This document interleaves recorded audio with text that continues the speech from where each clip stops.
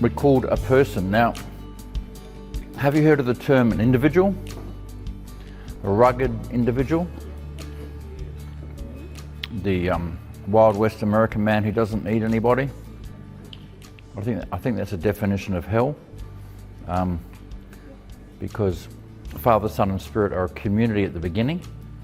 They're in each other, they love each other, know each other. If you don't know love or need love, you're alone. That's going back to the problem we had at the first lecture. So, a person exists in a network of relationships as part of a community.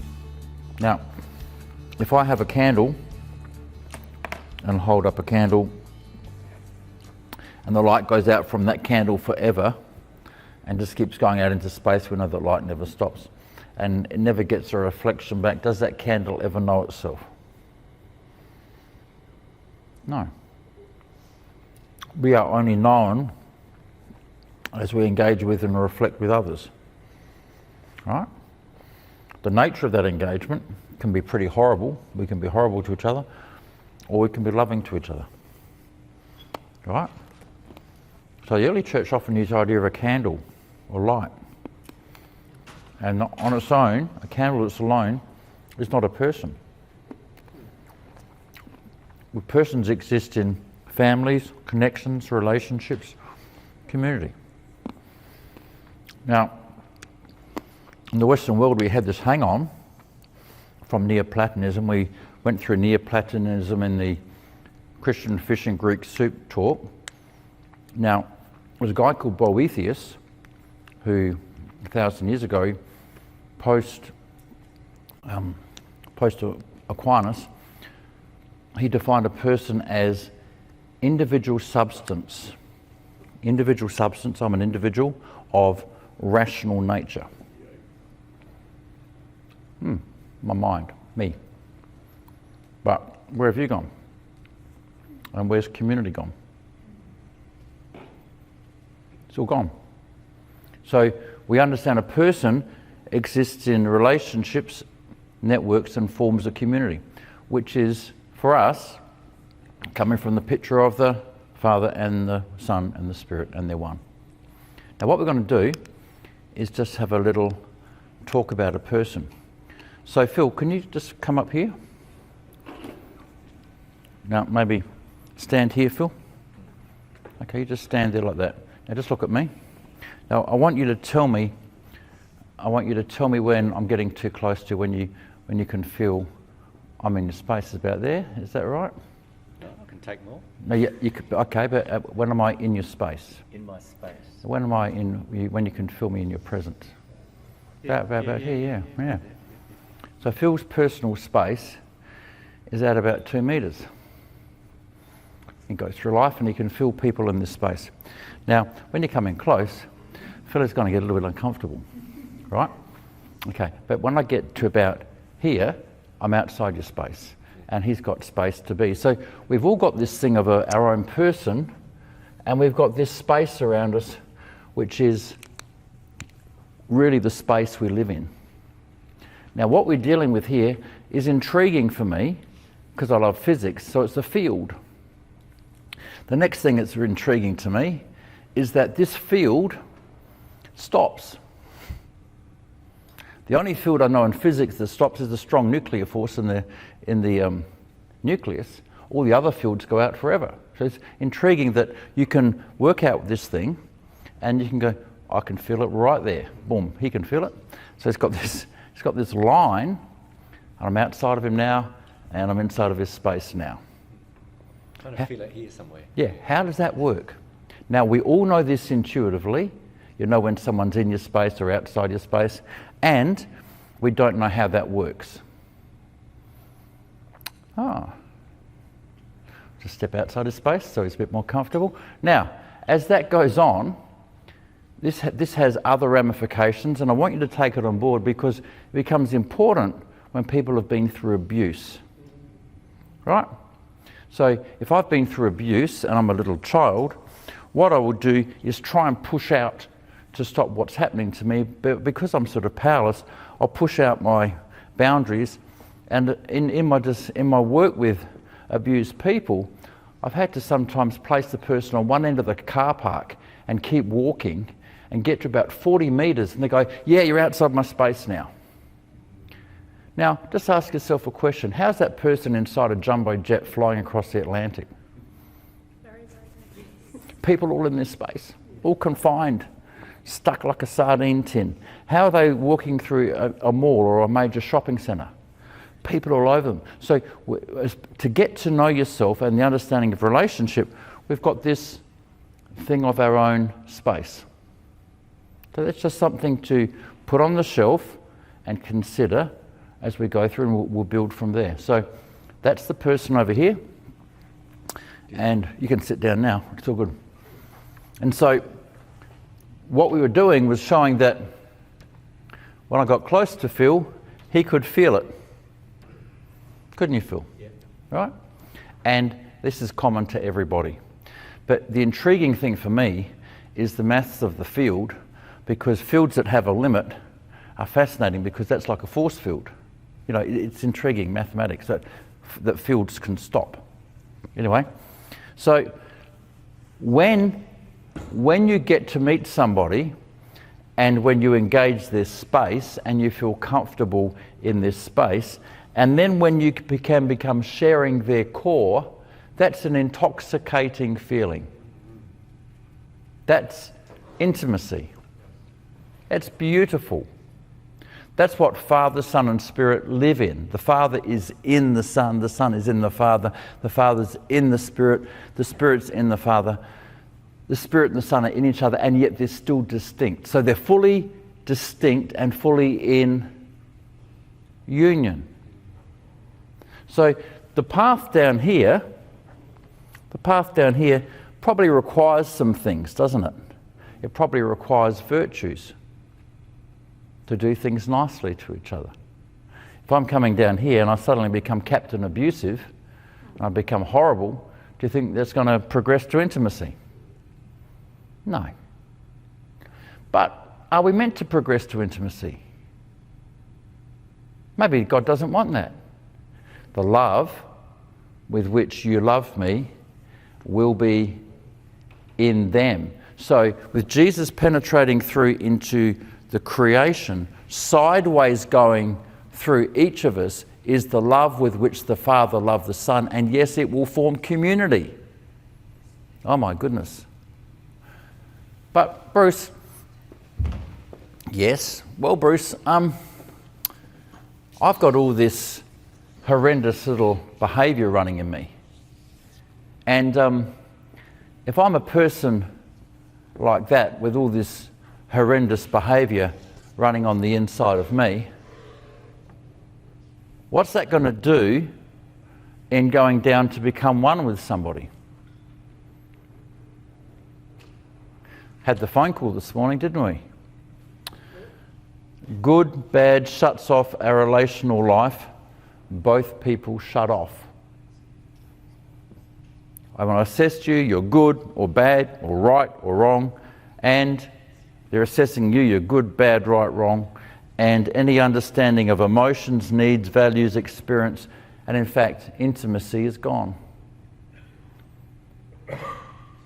So when in the Garden of Eden it says, the day you eat of this tree you'll die, and the tree of morality is called the tree of death, and Jesus is called the tree of life, the tree of morality, good, bad, is the tree of death.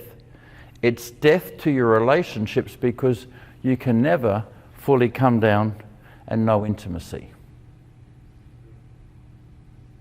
Does that make sense? It's not very complicated, is it?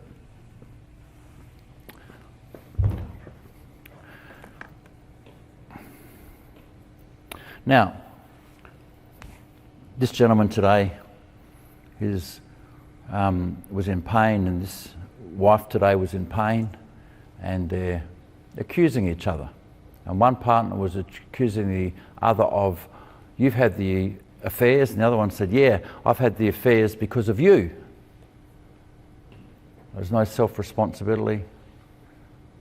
There's no forgiveness. There's accusation. Now, when you're running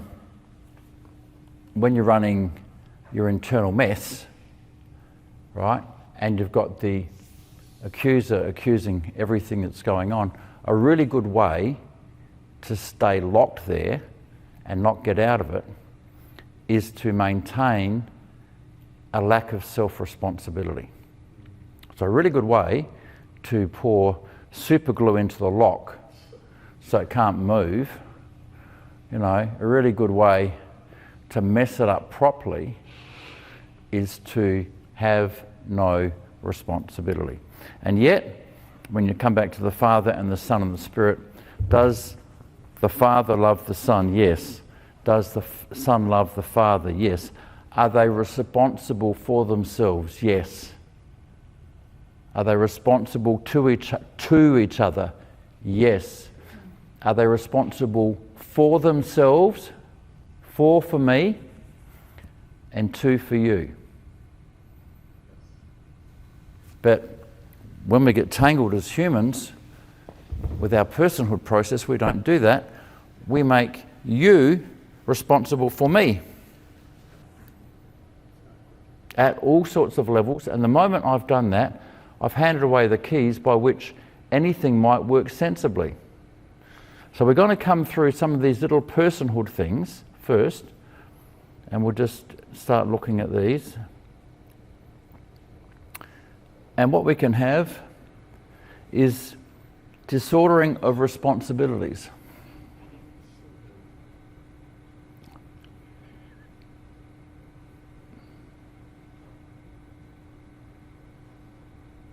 So, if I'm a person, I'm fully free and fully responsible for my emotions, my actions and thoughts, and I'm responsible to you, not for you.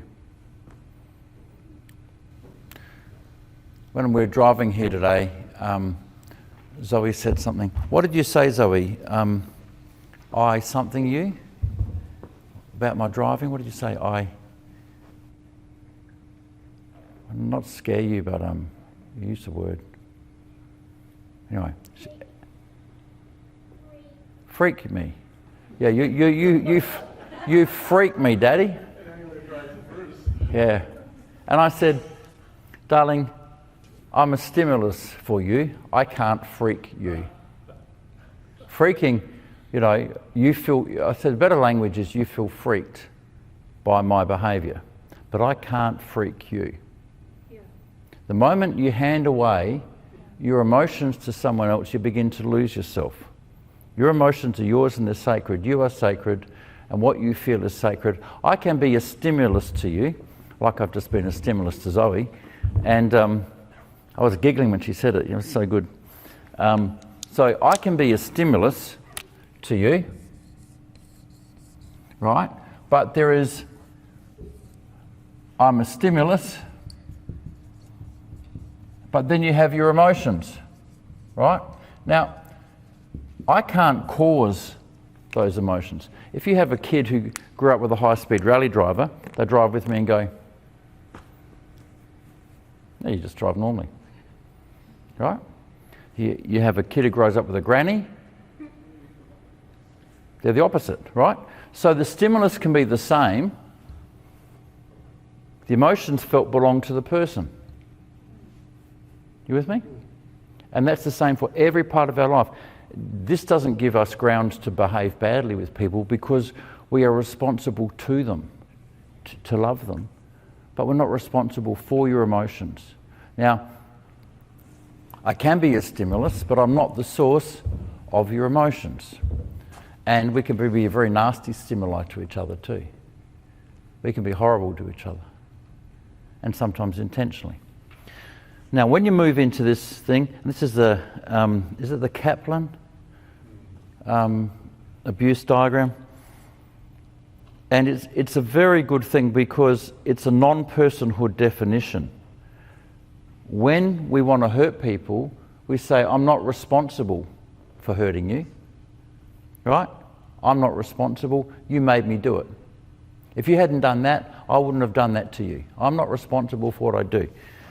The rescuer says, oh, you poor thing, both you're not responsible for what you've done and you're not responsible for being a victim. The victim says, I'm not responsible for anything.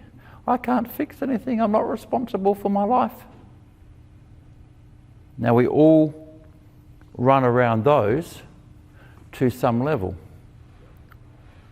But at some level we have to come to the point where I'm responsible for my life.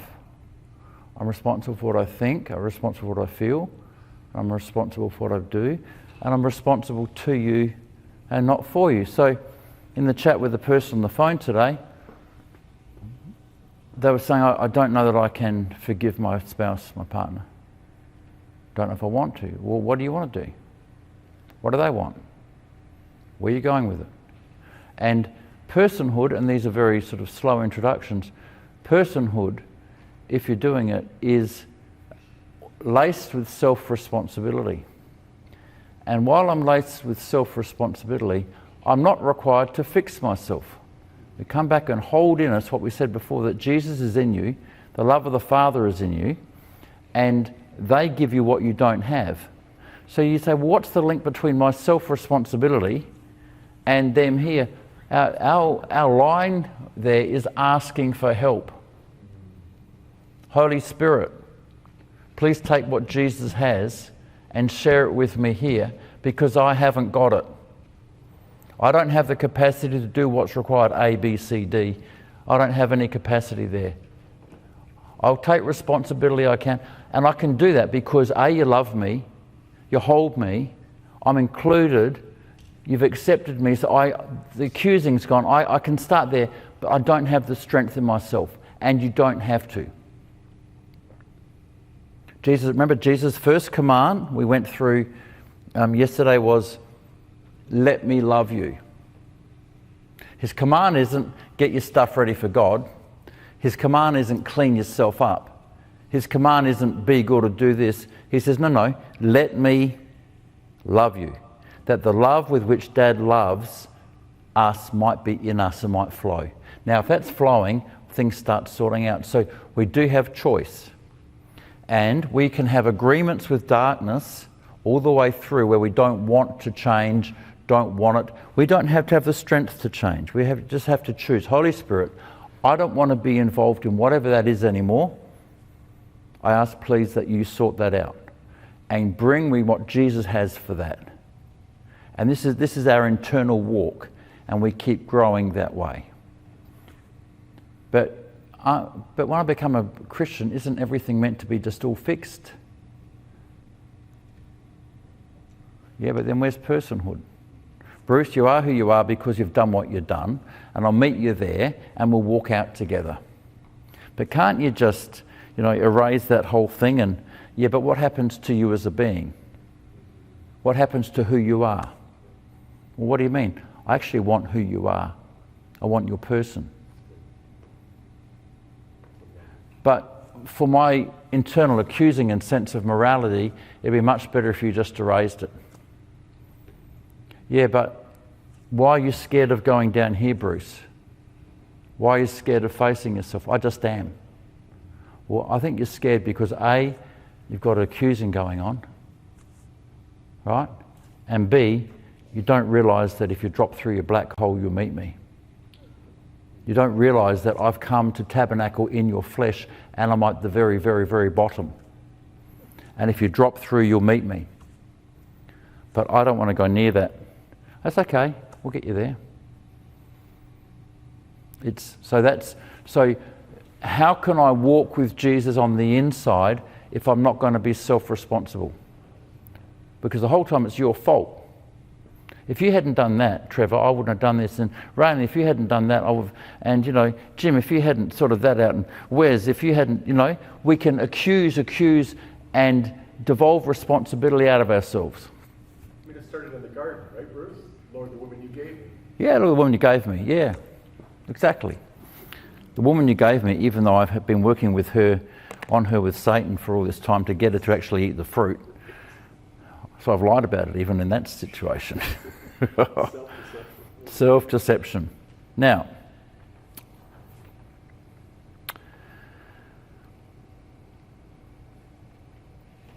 So what happens when Dad comes to you and says, Bruce, I love you? Oh, it's okay. Bruce, I forgive you. A bit better. Bruce, I'm in you and holding you. I can't believe it. Bruce, I'm underneath all your mess. And even though you can't face yourself, and even though there's areas you don't want to go in, I'm actually taking up my residence there. I'll sit here and I'll look at those part of myself, you know. We just don't want to go near that. And then we discover, as this continues, as the presence of person of Christ is in you, your judge begins to drop. Right? And we will detail, we're moving into an overview of how we heal now. And we'll do that. How much time have we got? Maybe 3 to 5. 3 to 5? We'll just stop with the judge then. So we move into the judge. The judge says we are guilty. Forgiveness shuts down guilt. When guilt drops, fear starts to drop. When fear starts to drop, we might even move to love.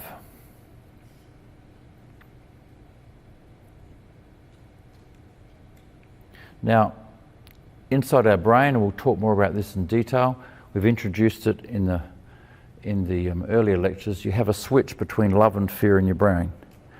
Your amygdala, there's one on each side, about there and there and about there and there. The nuclei that screen nearly all your coming inputs. And it screens it for content, and so you know what's being said and the environment of it. And it screens it for love or fear, threat or acceptance. When you've got an internal accuser going on, how much is your capacity to receive external information? Right down. When you've got your accuser running, what's your capacity for even engaging with your partner? Everything becomes a moral interaction, a little in the way of meeting of emotional being. So as you hear the gospel, there's a lady sitting just over there yesterday, she was just bawling her eyes out as she heard the gospel. And apparently today she's still crying. In a good way. Well, you know, because when you hear the gospel, all the stuff you've got locked and held can start coming out. And so the switch can come over to love. Love involves not being alone. Love involves relating. So the love with which the Father loved the Son, this goes sideways into the human race, right? Now, the judge is undone. Guilt is removed. And the amygdala switch can move. Wow, that's really nice, isn't it? And then, what can happen then? Undoing the freeze response releases body, mental, and emotional processing. That's this is so simple. And this is only the early steps of what Jesus does to us as we go, I don't have to be guilty. This thing starts losing power. If that thing loses power, do I need my defences? If that thing loses power, do I need to split myself into good and bad? And by the way, you lot are still good and bad. But at least on myself I'll go easy, right? But even then it comes out where I won't judge you. Right? So as that loses power and is accusing me, what happens to me having to put all my bits away? It starts dropping. It starts dropping. Okay. So, the judge is shut down. Guilt is removed. The padlock of guilt on fear is undone. The amygdala switch can move to love. The freeze response is unremoved, which frees body, emotional, and mental processing. Now that means all the traumas I've got half processed, and of course I don't have any traumas half processed, it's just maybe you lot that have got traumas half processed because I'm pure, perfect, and whole. And I never lie. No, we're all riddled with traumas, right? We're all carrying grief, so all carrying mess. And as you receive love, your body and your emotions and your brain can process trauma, and it can flow and pass through, and you can start sorting it. So you can start living. It's just step one. Okay? That's enough for that session.